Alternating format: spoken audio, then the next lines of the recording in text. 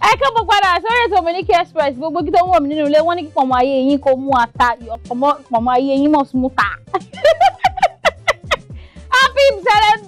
Happy Saint Val kọ́lọ̀ ń tàdún mi lọ́wọ́ àròlé ni. Comedian mi kejì lórí ètò lẹ́ni tẹ̀mọ̀ pé torí pé ó jẹ́ VAR a ní láti mú inú ara wa dùn because mo mọ̀ pé ọ̀pọ̀lọpọ̀ àwọn olólùfẹ́ wọn wà nínú ilé ní ìsìn. Dádì wà lẹ́gbẹ̀ẹ́ mọ́mì wà lẹ́gbẹ̀ẹ́ dádì. Àwọn ọmọ náà ń kọ́ wọn lẹ́gbẹ̀ẹ́ àwọn òbí wọn kínú wa náà dùn ni ká fi ká para wa lẹ́rìn. Adẹ́rìn pòṣónú ni wọ́n stylo comedian brother mi K happen. Ṣé ẹni wọ́n ẹwà irọ́ ni o báńkà ni wọ́n àwọn báńkà. Alájọ ni mí báńkà náà ni ẹni tó bá ti kó sínú báńkì báńkà náà ni báńkà ni wọ́n gbọ́ fún ọlọ́run kó ṣàlàyé. Pákéjì ló pọ̀ jù kó mọ̀ pé alájọ ọlọ́kadà wà. Àwa na pep làwọn ń lo akọ̀wọ́ so that àdé máa gba àwọn 20 naira lọ́lọ́kadà a máa ń gbowó púpọ̀ gan. Àwọn bí èlò 120 naira 1,000 million 120 naira èdè àbí owó bí àwọn tẹ̀lé. Àwa jẹ̀ ní a máa ń báyọ̀ ra first class ticket bí àwọn ti AC. Oh my God, ṣé bí àwọn ti tó ní AC wà ní. Ó wíwà àwọn ará Ìkòròdú tó bá ń wà ó yé wọn màrí náà ti Ìkòròdú pọ́kúlówó ẹ̀ èyí tó fẹ́ fún. Ọlọ́run jẹ́ àánú mi. Báwo ni kọ́mẹ́dì ṣe bẹ̀rẹ̀? Kọ́mẹ́dì jẹ́ nǹkan tí mo kọlu nǹkan ṣe àyẹ̀wò pé mo máa ń play instrument. Music máa ń ṣe but mi kàn like comedy. No wonder. Bẹ́ẹ̀ ni nǹkan tó ṣẹlẹ̀ ni pé màámi ó jẹ́ comedian náà but alága làwọn. Alága jókòó. Alága méjèèjì wọ́n máa ń mú standing bí ọtí sorry bí ọtí yẹn bá ti ń wọ bí ọtí jù nǹkan tó máa ń wà nínú ẹ̀jẹ̀. Màámi ó jẹ́ alága dúró alága jókòó. Ẹ̀dẹ̀mọ̀ family bẹ́ẹ̀ tí ìyá mi bá ti ń ṣe alága máa ń bá wọn jáde. Ọgbà yẹn wọ́n pé kí ni ìyá yẹn máa ń sọ mi ò mọ̀ pé nǹkan tó ń sọ yẹn èmi máa fi wá jẹun so àti ẹ̀ ti pàdé ní event rí ìyá ṣe alága èmi ṣe ẹ̀. Really? Wà á jẹ́ kọ́ máa lọ ṣe subsidy lórí owó ọlọ́pàá olú ẹ̀ ṣe sọ́jọ́ àpàdé àpò kan là ń gbowó sí. so bóyá bẹ̀rẹ̀. Bẹ̀rẹ̀ different account lẹ́ni náà.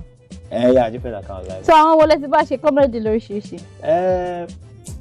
Well àti try náà àti bá ọ̀rẹ́ mi tó ṣe kúrò níbi àrólé T-Blaze wá síbi lọ́jọ́ bẹ́ẹ̀ni àti bá wọn bíi Sàkó Kofi àwọn èèyàn jankan nínú industry. So ká sọ wípé ìjẹ́ onígbà kan tẹ kábàámọ̀ pé jẹ́ comedian. Mi ní sọ pé mo kábàámọ̀ dó ẹ̀kọ́ kan máa ń ẹlòmíì bá ti rí wa báyìí kò sí nǹkan tẹ́ bá ti sọ báyìí wọ́n á ní ọ̀rọ̀ wa ò serious kí lè máa jó tàbá nílé jó ń sìn ọkọ rẹ́rìn ọ̀dẹ̀ níwọ̀n kó òótọ́ ni. Súùtì yìí gbé mi. Súùtì original ẹ̀ wọ́n sọ pé ìgbà táwọn kọ́ bẹ̀rẹ̀ kọ́mẹ́dì kí la máa ń lo coat so àti wàá lo shoot nísìn ilé òṣù kò tí ì gbẹ tó drakina mi tó bá ti ẹ̀ ń wò báyìí bàbá rí sẹ́ má bínú mo yá ni o. Mo yà lọ́dọ̀ bàbá rí sí drakina nífẹ̀ẹ́. Ẹ̀yàn tó wá di tún tó wá di lọ́rùn yín kan. Mo lè ní mo dá yẹn pé blue méjì wà navy blue wà sky blue wà so tẹ́ni ẹ bá débẹ̀ tó wá ti kọ́kọ́ sọ pé navy ní tiẹ̀ àní sky ní tiẹ̀. Okay, ẹ káwé ọmọ pé stylo comedian ló wà lórí ìjókòó ṣùgbọ́n kó tó mọ̀ pé ẹ̀yin lẹ wà lórí ìjókòó kí lórúkọ yín gangan ọmọ bíbí ìlú wo ni? Okay, orúkọ mi tán fi ṣe súná mi Ṣẹ̀san Ẹkúndayọ̀ Arẹ̀mú. Oh, beautiful name, Ṣẹ̀san Ẹkúndayọ̀. Ẹ ṣáà ń ṣe ẹ máa wo Telemundo ní gbogbo ẹ̀ Oh my God, ọmọ bíbí ìlú wo ni? Mo jẹ́ láti Ẹ̀gbẹ́ Kogi State. Really? Mo jẹ́ one. Yeah, jẹ́ wọn. Ọmọ ìlú kan náà. Ó gbà kéèyàn náà bá olóríire rìn yìí nù kéèyàn bá olórí. Àtìsítò ẹ ṣe pé mò ń tàkọ́ lọ́sẹ̀. Yàrá Orisun wá èmi wọ China suit ẹ̀tún sọ pé mo tap wá two one ó yé mi ó kún mọ́ bí ẹ ti rẹ́ǹtì gèlè yín kí. Actually ẹ wo gèlè yẹ́yẹ́ lórí àjẹ gbọ́tọ̀ kan mi ò ya. Mo mọ̀ pàtẹ́rẹ́ lè wọ́n pé mi ya. Aṣùwàní lọ́jọ́ Tuesday ṣe ti gbọ́. Wọ́n ń taró eléyìí lásùwàní. Wọ́n ta starch tójò bá rọ̀ tó gba ilé yìí sí yọ̀ lọ́lẹ̀. Wọ́n ń taró eléyìí lásùwàní. gbogbo àwọn tó mọ léèsì gan wọn mọ iye léèsì mọ́ra ẹgbà ọrùn mi gan wọn mọ iye tó ń tà you know so mi ò yà. ẹ jọ golden bed olúwa yín gòdè láwọn tó máa ń ṣe ọ́ọ̀fì kọ́lọ̀ sí. ó yẹ kó mọ̀ pé stylo comedian ló wà lórí ìjókòó. ó kẹ́ ẹ́ nílé lóko ọmọ yín stylo comedian ẹ má fi orúkọ yẹn akọni ká fi jẹ́ kó jẹ́ international appeal ni lórí ìgbà tí mo lọ France wọ́n sọ mi ní stylo lójú oorun ni àpò yẹn máa ń lọ abúlé jù. àbí kí ẹ máa lọ abúlé lójú oorun. dream of where you want to get to. èmi náà ti dream America yìí mo dẹ̀dọ̀ pàpà lọ mo ti dream Canada. mo lọ UK Osapa London. ti di ẹ̀pẹ́ ẹ bá ti dé Ṣàngó Tẹ̀dó ẹ kọ̀ wọ. ká tó dé abakọ́kọ́dọ̀ Ṣàpá London ká tó dé Ṣàngó Tẹ̀dó London. lápẹ́ àbí wọn tún. rárá o wọ́n Ṣàngó Tẹ̀dó wà Ọ̀sápá London. after Ajah market.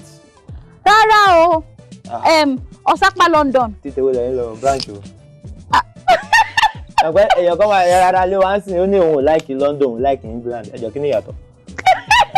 so kẹ́mi ń béèrè pé branch wo ni títí yín o. no the honest truth is Ọ̀sápá London ó wà after Kàtẹ́jà after Jákàndé tàbá ti kúrò ní Lẹ́kì. ọ̀nà bẹ̀rẹ̀. ká tó dé Chevron. so Ṣàngó Tẹ̀dó bolẹ̀ yìí lọ sí yín jù. ti front we have Ṣàngó front Ṣàngó. ó yẹ ẹ ṣe kankan bá wàrà lé ọjọ́ ní ọjọ́ bá. ok onítẹ̀ lọ́jọ́ bá ẹjọ́ tọrọ lọ mo fẹ́ bẹ̀ àwọn obìnrin àwa association of ẹ̀tọ́ mi wọ shoot mi lónìí mi mo represent àwọn bachelors association. àwọn ẹ̀yin àpọ̀pọ̀rọ̀pọ̀. pọ̀pọ̀rọ̀pọ̀ ẹjọ́ àfẹ́síngilẹ̀tì àti boxer mọ̀ ẹ́ ṣàánú wa. kí lè wá fẹ́ ẹ wọ ẹyẹ. àfẹ́síngilẹ̀tì àti boxer mọ̀ bó tiẹ̀ jẹ́ kẹ́ra. nígbà tó ń tán kì í ṣe Kim Kardashian.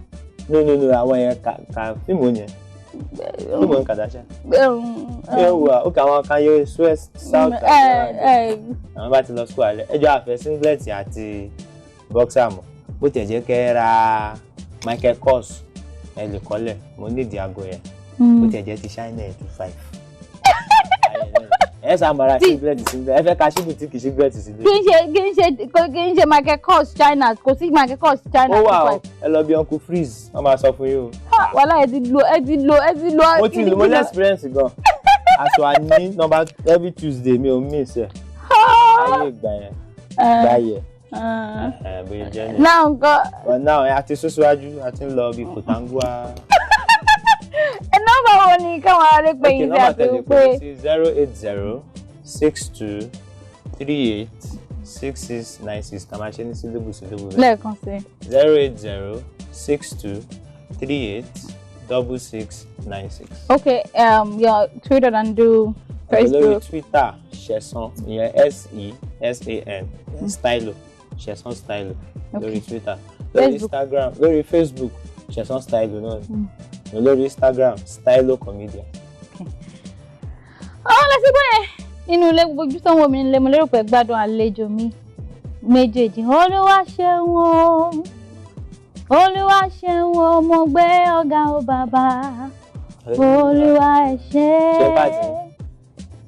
mo máa ń kọ pàtì. Olúwa ṣeun o Olúwa ṣeun o mo gbé ọ̀gá o bàbá Olúwa ẹ ṣé.